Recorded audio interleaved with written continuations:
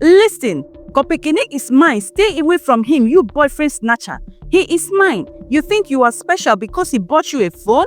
Anita screamed, pulling Blessing's hair. Let me tell you, I was in his room yesterday too. You are just one of his many girls. Blessing, her face twisted in rage, yanked Anita's braid. Liar. Ekene said he loves only me. You are the one chasing him around like a lost puppy. Ekene was the golden child born after 3 girls and a long 6-year wait. His arrival was celebrated like a festival in the DK household. His father, Mr. DK, a wealthy Lagos businessman, saw him as the son who will carry on the family name. From a young age, Ekene was lavished with attention, toys, and luxury. His sisters adored him, but their mother's attempts to instill discipline in Ekene were constantly thwarted by their father. Nwaka, leave that boy alone, Mr. DK would say whenever his wife tried to correct Ekene. Children will always be children. Boys will always be boys. Please don't disturb that boy again. By the time Ekene was 10, he had learned how to manipulate his father's indulgence to get whatever he wanted. When he broke an expensive vase while playing football in the living room, his mother scolded him, but before she could finish her sentence, Mr. DK rushed in. Why are you shouting like a mad woman? Why are you shouting at that boy like that? It's just a vase. I will buy another one, he barked, shooting his wife a warning glance. Ekene's arrogance grew unchecked. At 14, he demanded a brand new PS5. And when his mother hesitated, he went straight to his father. Daddy, I need it, he said, feigning sadness. My friends at schools will laugh at me if I don't have it. They all have it. The next day, a driver delivered the console to their doorstep, and his excitement knew no bound. Thank you, Dad. You are the best. Meanwhile, Ekene grew up watching his father bring different women into their home whenever their mother traveled. Mr. DK would sit with these women laughing and drinking late into the night. Ekene, curious and impressionable, will peek from his bedroom door. One day, his father noticed him watching and simply said, Ekene, when you are a man, you will understand. By the time Ekene entered university, he had already picked up his father's philandering habits. On campus, he was known as the prince. He drove flashy cars and threw lavish parties. Girls flocked to him, drawn by his charm and the promise of luxury. One evening, he met a girl named Amaka at a campus party. She was shy and quiet, the complete opposite of the girls Ekene usually pursued. But Ekene saw her as a challenge. Amaka, you are different, he whispered one night after walking her back to her hostel. You are special, and I can see it in your eyes. Amaka, blushing, tried to resist, but Ekene's persistence wore her down. Within weeks, she was deeply in love, only to later find out she was just one of many.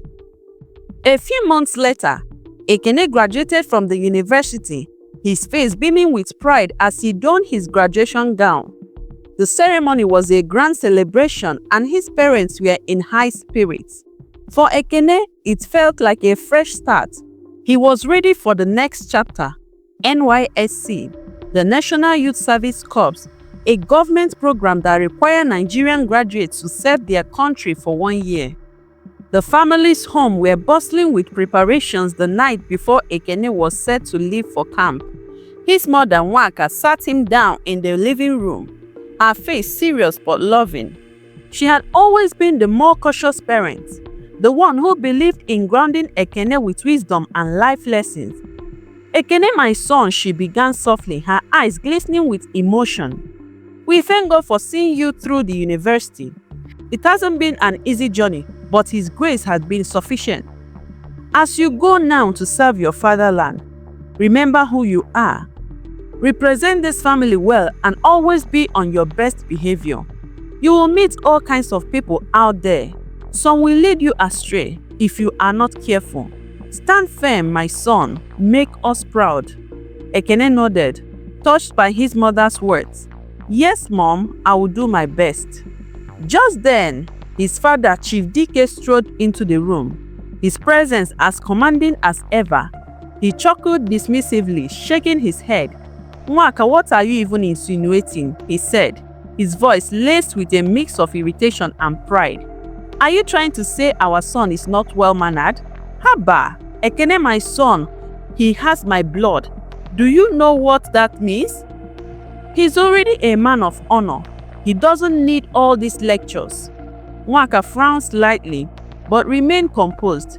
Dike, it's not about doubting his character. It's about reminding him of the importance of discipline and integrity. The world out there is different from the comfort of his home. Chief Dike waved her off with a laugh. Nwaka, you worry too much. Ekene knows how to handle himself, don't you, my boy? Ekene, caught in between his parents, nodded awkwardly. Yes, Dad. His father clapped him on the back, his booming voice filling the room. That's my son. Remember, you are a Dike. No one messes with you. Enjoy your time there. Make connections. The next day, Ekene set out for his NYSC camp, and then after he was posted to a prestigious all-girls secondary school as a mathematics teacher. On his first day, the principal, a stern but friendly woman, introduced him to the students during assembly. SS2 and SS3 ladies, this is Mr. Ekene, your new mathematics teacher. I expect you to give him your full respect and attention. The girls whispered among themselves, eyes wide with excitement. Ekene was tall, well-dressed, and carried himself with the confidence of someone who knew he was being admired. During his first class, Ekene noticed a group of girls giggling and whispering at the back. One of them, Ada, was particularly bold. She often stayed behind after class, asking questions that had little to do with mathematics. Sir, do you have a girlfriend? She asked one day, her eyes sparkling with mischief. Ekene smiled. Ada, focus on your studies. That's what is important.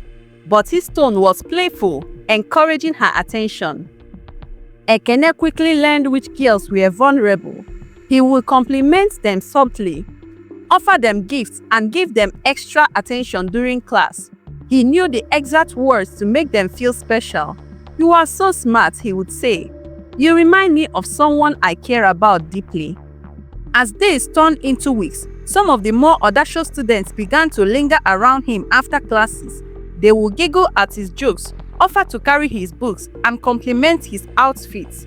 It wasn't long before a few of them started making excuses to visit him at the Corper's lodge. Ekene, flattered by the attention, found it hard to resist. One day after school hours, Ada, a bold and striking senior student, knocked on his door under the pretense of needing help with her homework. Ekene let her in, and soon the conversation shifted from academics to more personal topics. Ada, emboldened by his receptive nature, stayed longer than necessary, eventually offering to cook for him.